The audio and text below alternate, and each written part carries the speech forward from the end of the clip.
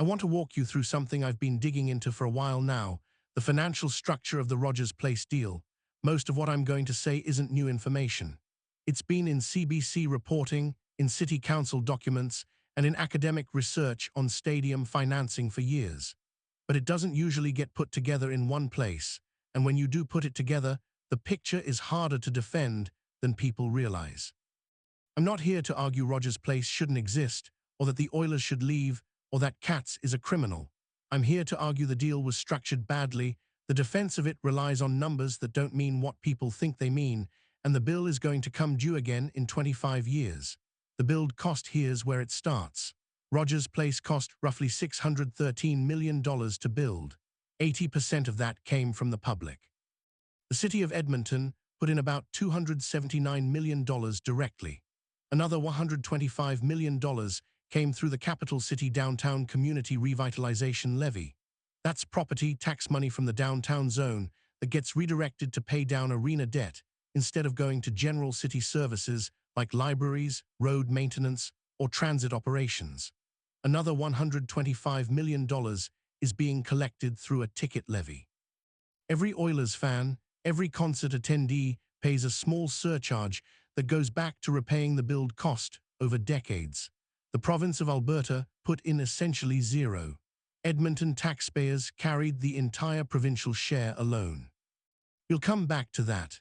Katz Group, the private partner who would receive the asset and operate it, put in $114 million, roughly 18% of the total. Who got what? So if the public paid 80% of the build, you would expect the public to own 80% of the asset or get 80% of the revenue or some equivalent share. That's how investments normally work. The 3.2B impact number, when defenders of the deal push back, they almost always cite this number. OEG commissioned a study from CBRE in 2024 that concluded the ICE district generated $3.2 billion in economic impact between 2016 and 2024. It sounds like a knockout argument. It isn't, once you understand what the number measures. Economic impact is a modeled estimate, not a measurement of revenue. It adds together three things. The first is construction spending. Billions of dollars went into building Rogers Place itself, the Stantec Tower, the JW Marriott, and the surrounding condo towers. That spending is real, but it's a one-time event. It already happened, and it won't repeat. The second is gross revenue at the venues. Tickets, hotel stays, concessions. The problem is that most of this is Edmontonians who would have spent that money on entertainment somewhere else in Edmonton if the arena didn't exist. An Oilers ticket night replaces a White Avenue night out. That's substitution, not new economic activity. The third is modeled ripple effects. Multipliers that estimate how money circulates through the economy. Independent peer-reviewed research across hundreds of sports venues consistently finds these effects are overstated by privately commissioned impact studies, often by a factor of 5 to 10. The bottom line is this: economic impact is not city revenue. The city's actual take from the arena in property taxes and fees is small, and most of that is already earmarked to pay down the arena debt itself. That isn't what happened. The public got an arena it doesn't own, a debt service obligation through 2044, property taxes from the surrounding ICE district redirected back to arena debt instead of city services, and a revitalization promise that, fairly judged, didn't fully materialize. Katz Group got 100% of arena revenue for 35 years. Tickets, suites, concessions, parking, naming rights.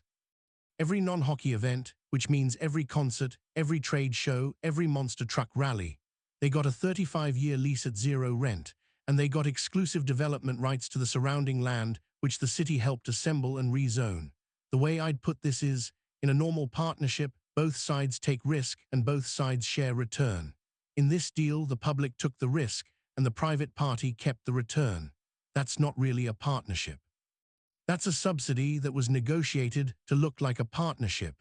The life cycle trap. Now here's the part nobody talks about, and in some ways, it's the most important.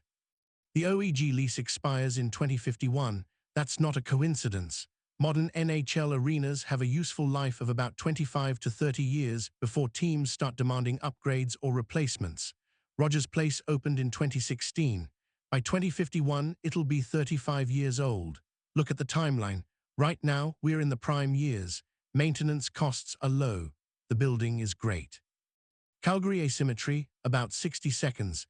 If you think this is just an Edmonton problem, look at what's happening in Calgary right now. When Rogers Place was built between 2013 and 2016, the province of Alberta put in $0.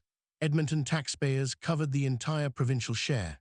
Calgary's new arena, Scotia Place, replacing the Saddle Dome, is a roughly $1.2 billion project. The province of Alberta is putting in approximately $330 million, roughly a quarter to a third of the build. Same province, same project type, different treatment.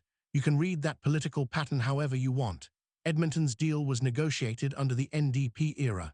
Calgary's was negotiated under the UCP. The same provincial government that wouldn't put a cent into Rogers Place is now subsidizing Calgary's arena at $330 million.